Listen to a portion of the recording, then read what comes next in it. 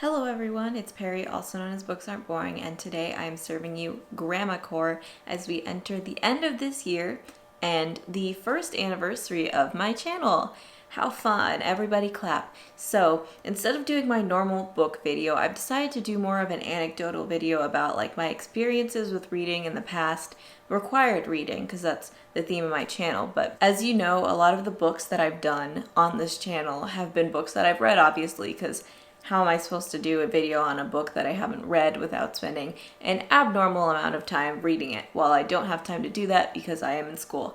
But today we're just going to take a little trip down memory lane as we look at all of the books, not all of them, but like some of the books that not we this time, I have had to read in the past for middle school and high school and all that stuff. Because there are books that I haven't done on here, have kind of been avoiding, maybe forgot about. So here we go. It might be a little bit of a shorter video. Are you sure about that? So let us begin. Of course, we will start out with elementary school.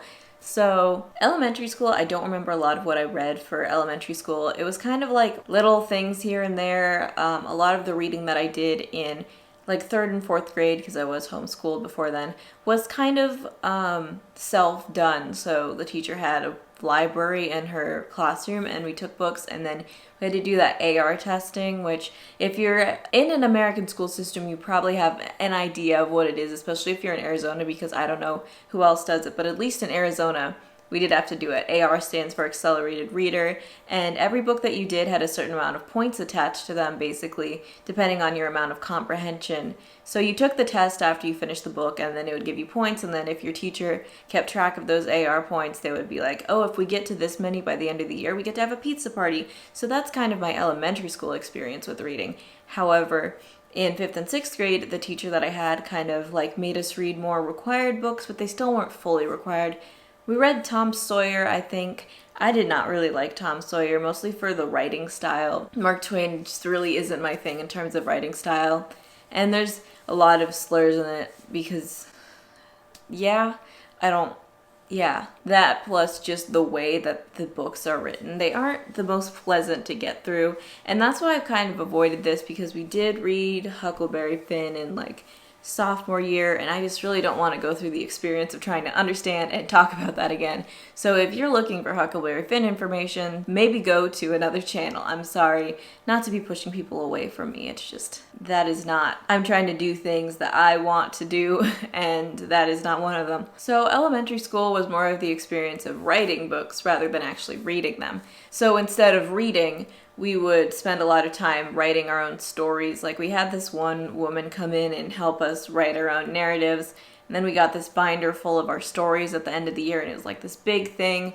And I actually might still have that. There were some interesting things in my first narrative story that was actually like reviewed by other people, so yeah. But that's kind of all there is for elementary school. There wasn't really anything notable in there, as many other people probably have that same experience, where elementary school was more about like establishing how to read books and maybe some things here and there that you did. Our books in elementary school were mostly factual based rather than like required reading style, where we would read about like the copper boom in Arizona, and we read about John Wilkes Booth. That was interesting, all right. Our 5th and 6th grade teacher was definitely interesting, but it was still pretty fun. So that's all it is for elementary school, and now we're going to move on to middle school. In middle school, that's where things really started to pick up, as I'm sure for all of you it did. I don't think I've done any middle school books on this channel, but I do have quite a lot of memory of the books that we had to read. I did one. I did Lord of the Flies. We read that 8th grade. In 7th grade, we read The Outsiders, of course. I can do a video on The Outsiders if you want, but I honestly don't remember a lot about it. I do think that is the series where the author didn't want fan fiction written about the characters, which is kind of a funny story, but yeah. There, we had The Outsiders. We had The Hunger Games, which I don't know if anyone did that, where their teacher was kind of like, wow, modern literature can fit our curriculum. That's never happened in any other class, but we did read The Hunger Games. We did talk about like the political stuff in it, because once you look into it, The Hunger Games is actually pretty good at like the political side of like connecting things into history class, because our English teacher was also our history teacher. It's this whole thing. But yeah, we read The Hunger Games, and then we read All Quiet on the Western Front, which I believe I mentioned in one of my articles on my blog, which you should totally check out. Blog is kind of dead right now, but we will get that up. It'll be fine. And then read Red Badge of Courage, which I believe I did a video about, so I was kind of lying about not doing middle school books, but that is okay. And that's all I can remember for 7th grade. We did read a lot of Poe stuff throughout 7th and 8th grade, so I can also probably do story videos on those, because I believe my favorite story was The Mask of the Red Death, which is like, people are always like, it connects to the pandemic, and I'm like, yeah, it kind of does, but in general, it's just a lot of the colors and the imagery and stuff. It's really cool. And then in 8th grade, we read Dr. Jekyll and Mr. Hyde, Frankenstein, Lord of the Flies, and I honestly can't remember past that. And I don't know if that's a good thing or not, but we didn't really have an English class. Well, okay, yes, we had an English class in 8th grade, but it was kind of not as Englishy as the other classes I've taken, mainly because that teacher I had wasn't really an English teacher, more of a science teacher, not saying she wasn't qualified to teach English, but rather English wasn't her thing. So English wasn't our primary focus in 8th grade, but still learned a decent amount about, you know, the classics, the 3 classics. I'm sure we read others, but I totally can't remember them right now. But I do remember in 8th grade having a lot of specific tests. And also, one thing I found interesting that I just remembered about 8th grade was that we had a separate English teacher, but she was a writing teacher. We didn't really do as many projects involving writing with that teacher. It was more about like learning about sentence structure and stuff. And that was the only time, 7th and 8th grade, that I had a class like that. And I find that really interesting that they don't teach grammar as much in high schools, because grammar is still really important, but it's not as widely known once you get past elementary school. So if anyone has experience of taking like a grammar class basically in middle school, that's pretty cool. Or if you have a high school one, that's also pretty cool, because I'm stuck in French class trying to remember what a direct object is, and I haven't heard about that since 8th grade. So that's kind of concerning. I do remember what a direct object is. Please do not scream in the comments about that. But yeah, so on to high school. And now you guys probably know basically my track record of high school books, because that's mostly what I do on this channel, because it's easily accessible in my brain. So first year we read Brave New World, Jane Eyre. Jane Eyre I have not done a video on.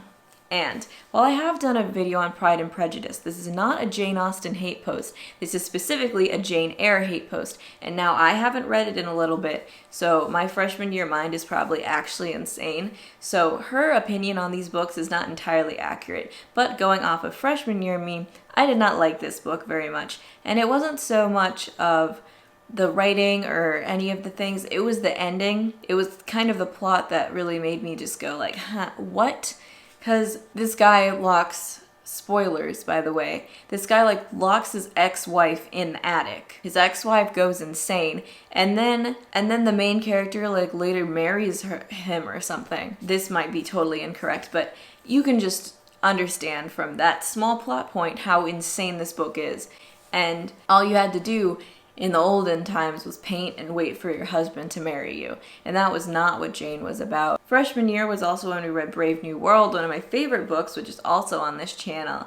And I really liked Brave New World as like a concept, as a dystopia, as a book in general. And I'm sure you can find all of me liking it in my video about it that I have on this channel, that I can also link somewhere in the vicinity of the links that will be around me on the video. And yeah, we didn't read just Brave New World though. I'm pretty sure we also read 1984. We read a lot of books that year.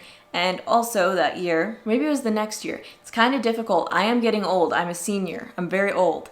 They had a 1984 play, and I believe it was the year after or the year of that we read 1984. And it was just kind of interesting to see like all the stuff come to life. If you're able to see like a screen version of whatever book you're reading, it's completely different, and it really changes your perspective on things, because you might see things that you might have missed or something. And it's very nice to just have a second way to look at the book, I guess, is what I'm trying to say. But that's kind of off topic, so let's get back to my track record of books. So next we have, I honestly can't remember what we read that well. I remember reading last year The Curious Case of the Dog in the Nighttime, which is a fairly newer book, but the school was doing a play on it until the play, I believe, got canceled because of COVID, but yeah, they were doing Curious Case of Dog in the Nighttime, so we read that because a lot of theater kids are in a class. And it was a pretty interesting read. It was it was kind of a divergence from what we normally did in our class, but it was still really good. And then we read our John Steinbeck summer readings of Grapes of Wrath and East of Eden, which I've both done videos on at this point, which is kind of cool. I've exhausted my 2 things that I know very much in depth about. One is my first video, which I am commemorating with this video, and the other one with a really recent video, I believe. Yeah, and then some of the other books I've read for school, Much Ado About Nothing, I remember as a play. Think of them as books, but they're really play. Much Ado About Nothing, The Crucible, Our Town. Our Town is pretty interesting. I could do a video about that, but Our Town is more about just life being normal. It's just a like contemplative piece on life and death. And then, of course, Othello, Hamlet. We read Hamlet. Oh, that reminds me, we read Macbeth in 8th grade. I'm not a theater kid, but don't get freaked out. It's fine. This is not a stage. Yeah, we read that. I've read a lot of Shakespeare throughout the years. It's a very common thing. You probably have too. They're really interesting. The only one I really liked was Much Ado About Nothing, but that was because it was a comedy, and I don't like tragedies all that much because they're all the same. Everyone dies at the end. Typical. Like if you read Hamlet and Othello in rapid pace, they'll be the same because everyone dies in the last scene. Spoiler warning, everyone dies. Literally, it's not a joke. Everyone dies. Besides some of the other things I missed, which I can put up on the screen somewhere around here if I think of it, yeah, that's pretty much it. And I just wanted to make this video as like a commemoration of my channel being up for 1 year, a reflection on my time in school, and just like to let you know that I have actually read these books and I'm not some random person here, I guess, even though I've pretty much advertised that I do have like essays on these and all that.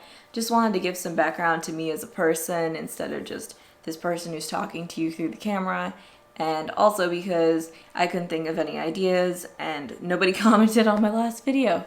So not to be like, you guys should comment, but you guys should comment. And if you're a new viewer who's just seeing this video as your first video, hello. This is not a reflection of my normal content, but thank you for watching anyway. Please subscribe down below, or at least like the video if you like the content in it. And I hope you have lovely holidays and that you will continue reading in whatever fashion you can. Side note, perhaps I can do a video on non-school books that I've read that I've really liked, because that is a totally different genre of things. And even though it diverges again, so using that word again, even though it goes away from like my normal types of videos, I don't want to make it seem like I'm trying to just stick with the same mold, because sometimes that can get really boring and the YouTube algorithm is really weird. So yes, thank you again for watching and see you next time. Happy 1 year channel anniversary. Bye.